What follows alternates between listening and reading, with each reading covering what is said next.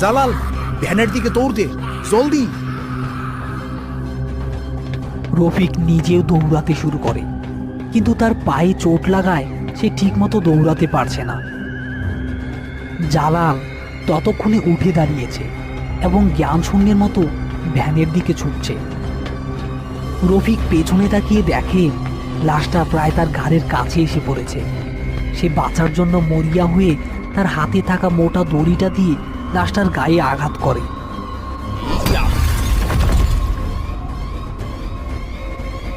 এই সুযোগে রফিক তার সমস্ত শক্তি দিয়ে দৌড়ে ভ্যানের কাছে পৌঁছায়। ভ্যান ছাড় জালাল, ভ্যান ছাড়। জালাল শরীরের সমস্ত শক্তি দিয়ে ভ্যানটি টানতে থাকে, কিন্তু ভ্যান এগুচ্ছে না। আরে লাগে না কেন, দে আমারে দে। রফিক জালালকে সরিয়ে এবার নিজেই ভ্যান হাতে তুলে নেয়। এবার তার শরীরের সমস্ত শক্তি দিয়ে ভ্যানটিকে এক ঝটকায় সামনের দিকে নিয়ে আসে। ওদিকে শেওড়া গাছের নিচ থেকে সেই লাশটা অন্ধকারের মধ্যে তাদের দিকে এগিয়ে আসছে। টর্চের আলোয় তার সাদা চোখ দুটো জল জল করছে। রফিক এক মুহূর্ত দেরি করল না।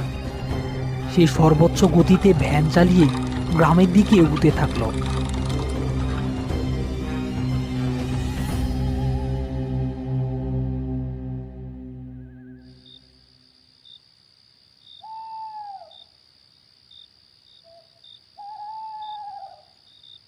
কি হয়েছে রফিক, তোমাদের এই অবস্থা কেন? লাশ কই? লাশ লাশ আনা সম্ভব হয় নাই চেয়ারম্যান সাহেব। ওইটা ওইটা লাশ না, ওইটা শয়তান, আজ তো একটা শয়তান। কি সব আজে বাজে কথা বলতাছ? লাশ নামাইতে গিয়া পুইরা ব্যথা পাইছো নাকি? মাথা খারাপ হয়ে গেল নাকি তোমার? আমার মাথা ঠিক আছে চেয়ারম্যান সাহেব, আপনি নিজের চোখে দেখলে বুঝতেন। ওই লাশটা জিন্দা, ওইটা নিজের হাত পা ভাঙা শরীর নিয়া আমগো মারতে আইতাছিল। চোখে আর চোখ নাই, খালি সাদা, হাসে, মটমট কইরা হাড় ভাঙে। আমার দিকে আইতাছিল। উস্তাদ না থাকলে আমার এই আজকা জ্যান্ত খাইয়া ফেলতো।